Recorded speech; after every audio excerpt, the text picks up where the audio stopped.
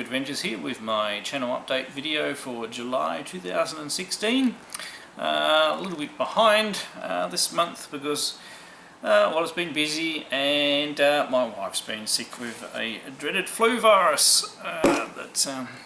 Yeah, anyway, she ended up being sicker than you normally get with these things, so yeah, put everything on hold for a little while. But she's on the mend, antibiotics, getting better. We're just taking it one day at a time at the moment. So anyway, first part of this video I always like to do are other pickups. Now I actually do not have a tremendous lot of items. The first item's not gaming related at all. It's my one Blu-ray pickup for the month. I got a copy of Batman vs Superman Ultimate Edition. Now, to put this in context, I did not see the movie at the pictures, so I've actually only watched the ultimate version that's on here, which has an extra 30 more minutes not seen in the theatres. So that's the version that I've watched. So I did enjoy the movie in so much so that it's good that I've watched it. I mean, I remember, oh, by the way, spoiler alert for anybody who hasn't watched the movie or read the comics from back in the 90s. I grew up in, well, I owned a comic store during the period of the big death of Superman and era and everything like that. And other spoiler alert, yes, he comes back. Because of course they couldn't completely kill off an iconic character like that. But anyway, not in this movie, although if you watch very, very closely in the very last scene of the film, yeah, you can always see a hint of that. But anyway, I have not watched the short one that came out in the pictures. Now, I found the movie had some interesting parts in it. There was some good parts, and then there was some so-so parts. And it didn't, you know, it's not a movie that I would want to hurry up and pop in and watch again, so it'll probably be quite some time before I go and sit down and watch the shorter version, and maybe I might never watch the short version. But I did enjoy parts of it, and I do understand the ethos, but I don't really see why they needed to try and cram both the Batman versus Superman thing and the death of Superman into the same story, because they weren't in the same comic. So really you just get the taste that this movie is trying to set up their new universe so you can do the Justice League. I am far more excited to see Suicide Squad. That looks very interesting. It's out now, haven't had a chance to see it. Maybe if my wife's feeling better this weekend we might be able to go and see it. And she is interested in seeing that one as well. One of the best characters out of this movie is Wonder Woman, and the trailer for Wonder Woman looks really good.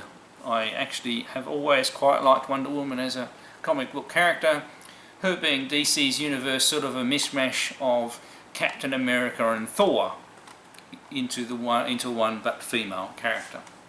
And the trailer for that movie looks like it's heading in the right direction. And hopefully, you know, they're not giving away the complete movie, and there's actually, you know, more in it, unlike that they did this one. They really spoiled this one with that, basically that trailer that showed you pretty much all of the sections of the movie and what was going to happen in it. It's just stupid. It left no mystery and everything like that. I mean, the worst part of the movie, I think I agree with most people, is why they stopped fighting. Not going to go into any more details, but anyway, so there we go, mini movie review in my monthly video. Don't normally do that. Right, other stuff that I've got, and I've got more stuff that I'm going to show you now. I got this little, where's the name of it? There we go. Mr. Joystick. It's actually quite a small little arcade kit. It's a joystick and a set of buttons, and there are more buttons that I haven't used in this little rig here. So I'm making a mini bar top. So that's how I've done the control board layout. So you can see it's not going to be big, it's going to be about the same size as an arcade. I actually have a 10-inch LCD, a Raspberry Pi 3. Now this joystick comes with a decoder. The really good thing about this joystick is it just has a long USB cable. I plugged it in, that works. I've already shown the Raspberry Pi 3 that I'm using for this particular project in the past, and I've been using RetroPie.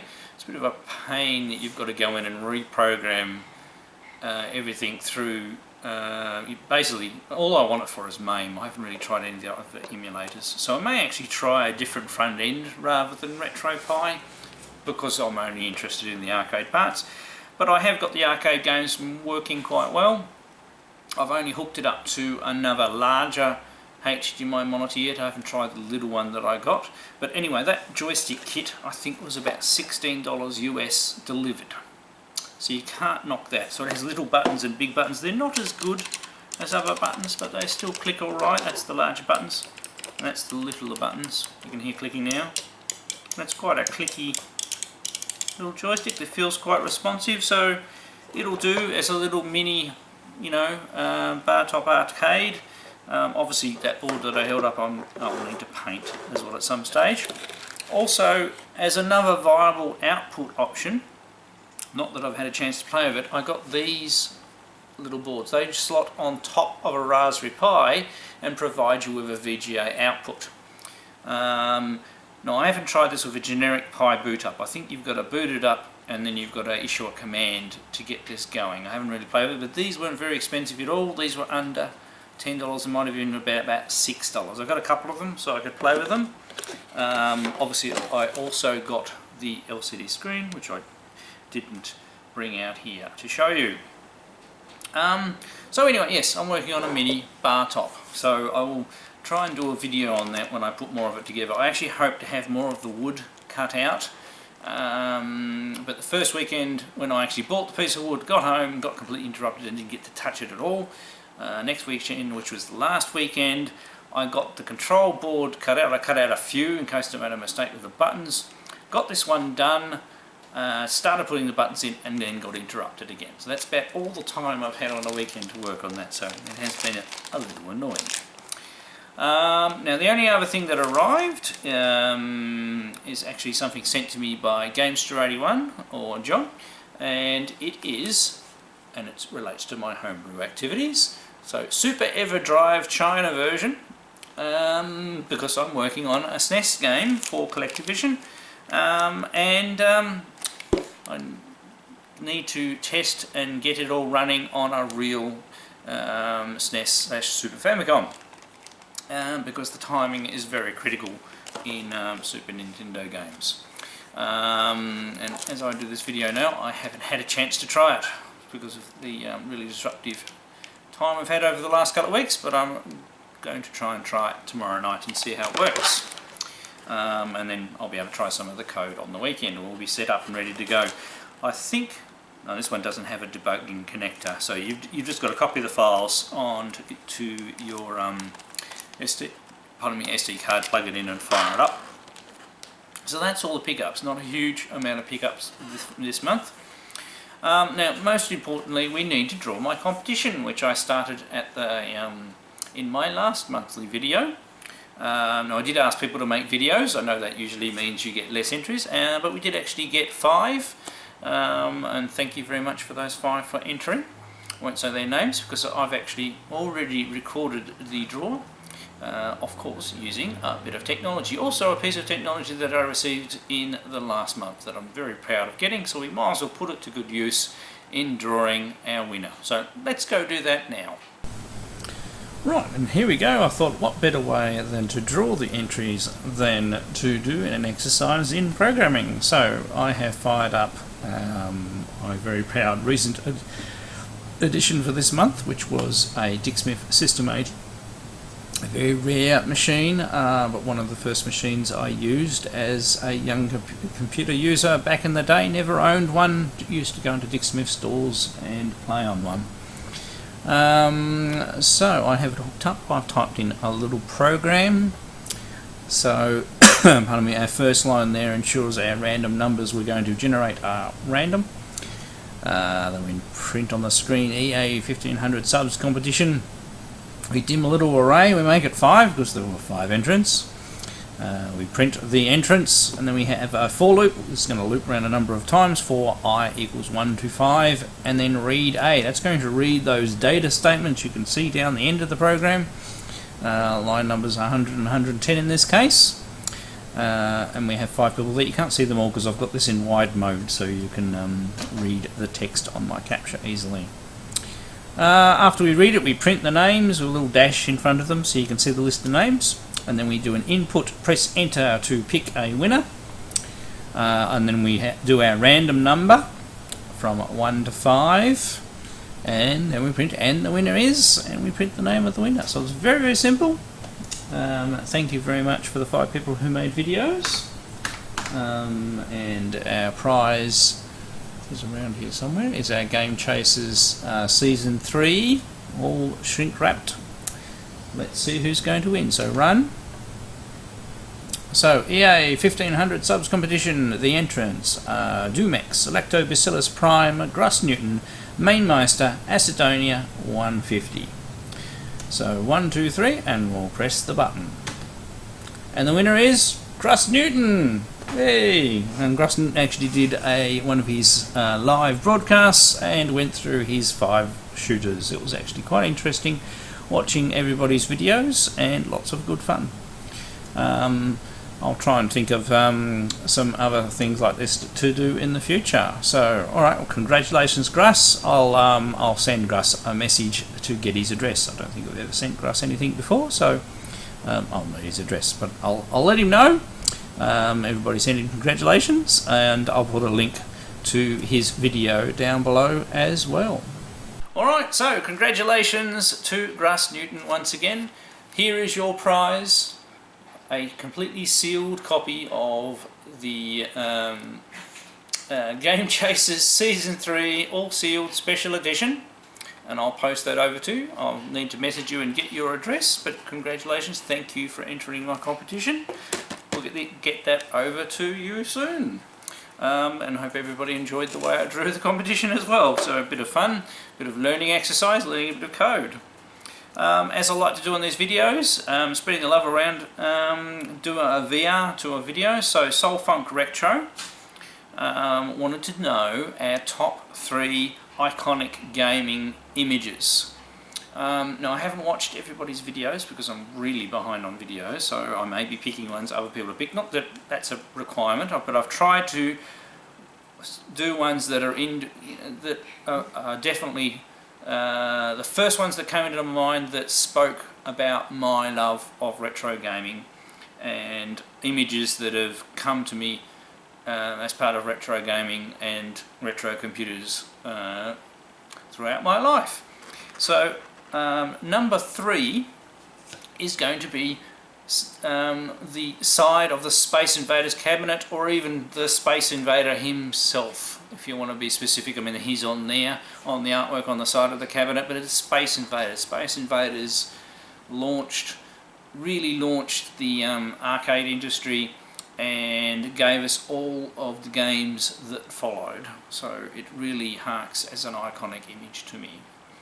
And then, so number 2, obviously getting way more personal to personal preferences and things like that, is the MSX logo. MSX is obviously the system that I collect I have the most passion when I'm collecting for. It is definitely my primary collection. I don't believe it has quite overtaken my Secret Master System selection in numbers, but it's actually getting very close now. So it is definitely my primary collection. It's the system I grew up with, and one of the systems, well, the system where I really learnt how to program well. And number 1 is the system where I really started to learn how to program. So it's the one before the MSX. It's also much more colourful than the MSX logo. And they had a wonderful boot up screen on all their computers that cycled colours, and it's Spectre Video. Spectre Video where, you know, a little bit of conjecture here, Spectre Video that started so much in part of the industry. There is definite conjecture that you wouldn't have had Coleco.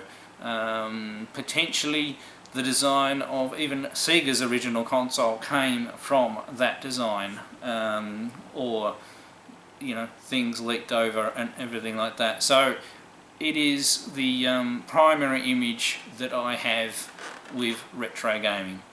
Obviously a very hard system to collect for, because not a hell of a lot of stuff came out for it. I was actually the most prolific author for that system. I released more titles than anybody else. And I suppose that's why I love the system. I supported it back then and I still support it now. Alright, go check out Soulfunks Retro's video. I'll put a link down below for that as well. Now one more thing before we finish off, a quick homebrew update. I did do this month updates on 3 of my games in progress for Coleco. They were in order. Pixidus, not a really lot of progress since I last showed the video. It's more getting the last, got a little bit further in getting the last annoying bug out of the program. It's playing quite well, adjusted some of the speed and things like that. I still do want to work a little bit more on the enemy variety and things. You've got to remember this game is a game that I wrote a very long time ago in a very restricted environment, and then I compare it against games that have come out since, and also I can use more memory in the machine and things like, you know, I've got a whole 32K ROM if I want to. Now I have somebody has approached me and they've offered to do some music for Pixidus. So we can have a nice music on the opening scene. But I also need to do some more work on the actual sound effects. So that one's got a fair bit more work to do. It'll probably come out after the next ones that I'm going to talk about now. So the next one is Cavern Fighter. I've actually had that one up and running faster than I expected. That is actually quite playable all the way through to the end cavern boss. The only thing I want to add there is that when you go through the caverns again, I want to have something different at the end of those caverns, just to give you a challenge for hardened players. You'll be able to select your starting level, which will select which set of stages that you're working through. There's probably only a couple of little minor collision detection bugs, maybe some tweaking of the colours and patterns to finish that off. And of course, you know, I might get some sort of an opening tune on the title screen, high score table, little things like that. But that one's actually quite good, no major bugs whatsoever to speak of. It's actually playing quite well. Another game that I didn't expect to be doing an update of, but I just I was watching the Grand Prix. It was about 4 weeks ago. And I decided to open up the code for Berserk for ColecoVision, and I did a little more. I fixed the bug on the final bug of laying out the mazes, so now the maze that has been generated in this game is precisely the same as the maze from the arcade. It even uses the same random number generator, so you get the same sequence of rooms in the same order, and the very first screen you go into, unless you let it go into demo mode, because that's how the arcade game itself works. So if you turn the arcade machine on and go straight into a game, you'll get the same screen that I get in my version now. Once you go into demo mode shows 1 or 2 screens and starts off the random sequence, and then you'll get a different starting room. Now, the actual maze is always the same in Berserk, and there are 64,000 rooms. But if the maze is drawing perfectly, you can run the man around, his animation works really well, you can leave a room and it does the scrolling as it does in the arcade game. Minor little placement issues on the man as we do the scroll, and afterwards you can see the robot animating, or animation's not quite right, and obviously there's no placement of the robots or AI for the robots yet. I've got to go and pull apart the arcade machine source code, which is Z88. Which is the version of Z80 before, well, the version of the chip before the Z80, so it's very similar. And it's only a 4K ROM, and I'm hoping that I'll be able to build a player for the audio files that come with Berserk. and we'll see how much of the speech we can get into the game. So that's obviously a much later in the year release, as I was always playing it. It's just that I made some progress when I didn't expect to. My good friend Camshaft has actually done a draft of the box. He said I wasn't allowed to show it yet, so hopefully I'll be able to show you the box next month when he's done a bit more work on it. So this is his very first draft. It looks very nice. Take it from me, but he wants to tweak it a bit more before he let me show it to people. So we'll show you that at our next month's video, which probably won't be that far away because I'm late for this one. And last but not least, Media Swarm for the NES is well underway. The label's done, games, final ROM's been sent off, but I don't know the production date. I think we're waiting for Collectavision to get their website back up, which is now finally back up. They haven't put it on the website yet, so hopefully they'll be able to put it on the website and people who are interested can start to pre-order so they know how many they can get in an initial quantity. And then more will be made up and taken to some of the shows in the US that both Gamester and the other Collectavision team go to on a regular basis. So look out for that one. Alright, as far as coming in this month, I really don't know. My schedule's been very disrupted lately. I do believe I have a couple more packages from Japan and one more retro system on the way this month. It depends on when I get to do the videos. But I'm going to try and do a couple of gameplays of games. My A to Z of my MSX collection is almost finished. We're all the way up to X now, so we've only got Y and Z to go. So it'll be interesting to see what games I select. Alright, I'm Electric Adventures. Thank you to all my subscribers. Thanks for everybody who watches, and I'll catch you next time.